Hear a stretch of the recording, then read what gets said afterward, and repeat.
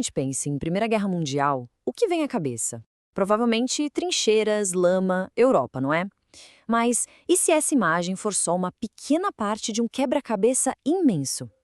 A ideia aqui é justamente essa. A gente vai investigar as tensões que fizeram o barril de pólvora europeu explodir, descobrir como essa confusão se tornou um conflito mundial de verdade e sentir o peso das cicatrizes que ele deixou. E não só nos campos de batalha, mas na nossa própria maneira de enxergar o mundo. Barril de pólvora da Europa. Essa expressão é perfeita. A Primeira Guerra não começou do nada com um único tiro. Foi, na verdade, a detonação de décadas de tensão acumulada. Essa imagem forte dos Balcãs como um barril de pólvora é o ponto de partida perfeita para a gente entender a catástrofe que estava por vir. E aqui fica a grande questão, que ecoa até hoje. Como é que uma briga regional, que parecia tão localizada, conseguiu arrastar o mundo inteiro para esse abismo? É exatamente isso que a gente vai tentar entender agora, seguindo esse rastro de pólvora, desde os Balcãs até o conflito tomar uma escala global.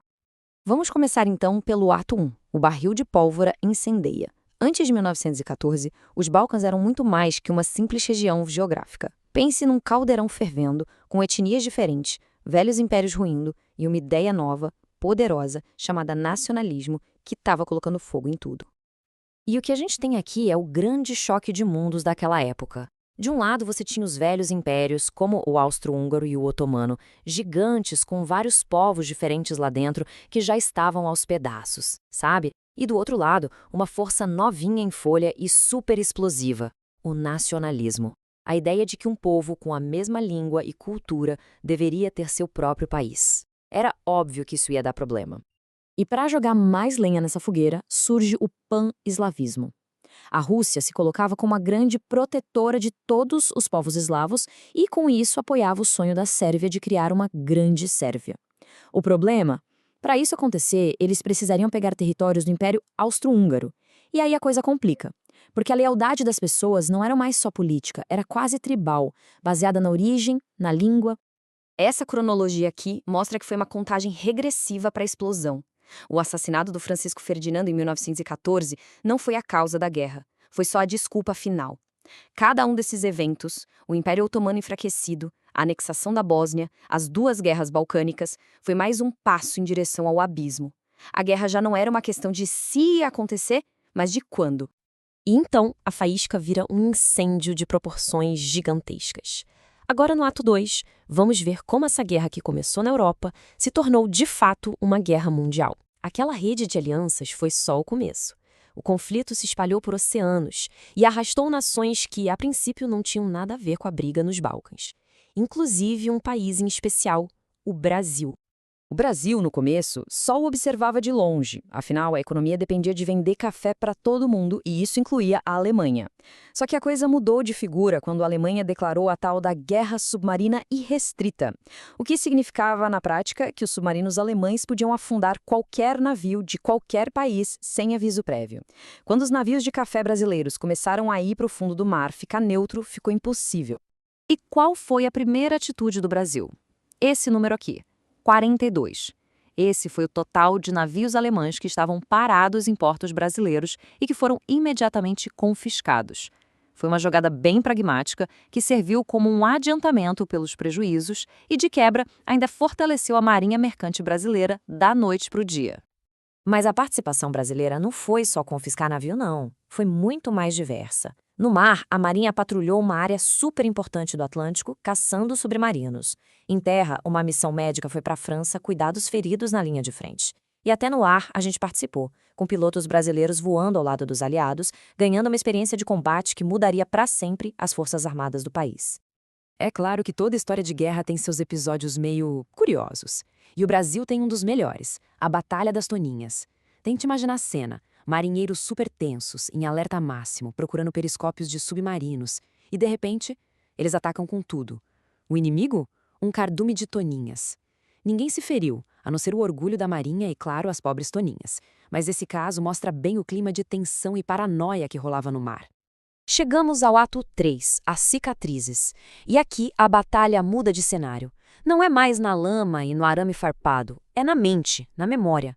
A Grande Guerra não matou só milhões de pessoas. Ela matou uma ideia, A ideia de que a guerra poderia ser algo romântico, glorioso ou um nobre. Esse slide mostra bem o abismo que existia entre a promessa e a realidade. Uma geração inteira foi para a guerra sonhando com glória, com aventura. O que eles encontraram foi um pesadelo industrial, lama, ratos, doenças e os furacões de As, que eram os bombardeios tão violentos que chegavam a mudar a paisagem. O trauma foi tão, mas tão profundo que criou um muro de silêncio entre quem esteve lá e quem ficou em casa. O filósofo Walter Benjamin resumiu isso de um jeito perfeito. A experiência foi tão desumana que as palavras pareciam não servir mais. Os soldados voltaram emudecidos. Não porque não tinham o que contar, mas porque não existia uma linguagem que desse conta de descrever aquele horror. Eles estavam mais pobres, não de dinheiro, mas de experiências que se podem partilhar. Um abismo se abriu entre eles e o resto do mundo. Mas se as palavras do dia a dia falharam, a arte tentou dar um jeito. E foram 2 ex-soldados que pegaram seus traumas e os transformaram em literatura. O americano Ernest Hemingway e o alemão Erich Maria Remarque. E os livros deles não só contaram a história da guerra, eles moldaram o jeito como a gente se lembra dela até hoje. No livro Adeus às Armas, do Hemingway, o personagem principal simplesmente deserta. E essa frase, "eu havia feito uma paz separada", é de uma simplicidade que destrói. É o indivíduo dizendo, chega. É a rejeição daquelas palavras grandiosas como pátria, dever. No meio daquele caos todo, a única paz que importava era a paz individual, a decisão de não fazer mais parte daquela loucura coletiva. Já o Remarque, em Nada de Novo no Front, é ainda mais direto na sua crítica. Essa citação expõe a grande hipocrisia da guerra. Para quem estava lá na trincheira, era uma desgraça, mas para a elite que ficou em casa, era um espetáculo de glória. É uma acusação direta contra quem mandou um monte de jovens para morrer numa carnificina que eles mesmos nunca iriam enfrentar. E esse é o grande legado do Hemingway e do Remarque. Eles pegaram um trauma, que era individual, e transformaram num alerta universal. Graças a eles, a memória da Primeira Guerra não é a de um desfile de heróis, mas sim a imagem clara da brutalidade da guerra industrial. O trabalho deles virou a base de toda a cultura anti-guerra que veio depois, no século XX. E a gente termina com essa reflexão.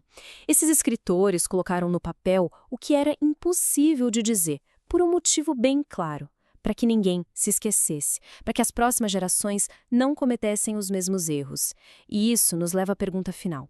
O que acontece quando a memória desses furacões de aço começa a sumir? Qual é o verdadeiro perigo quando a gente esquece?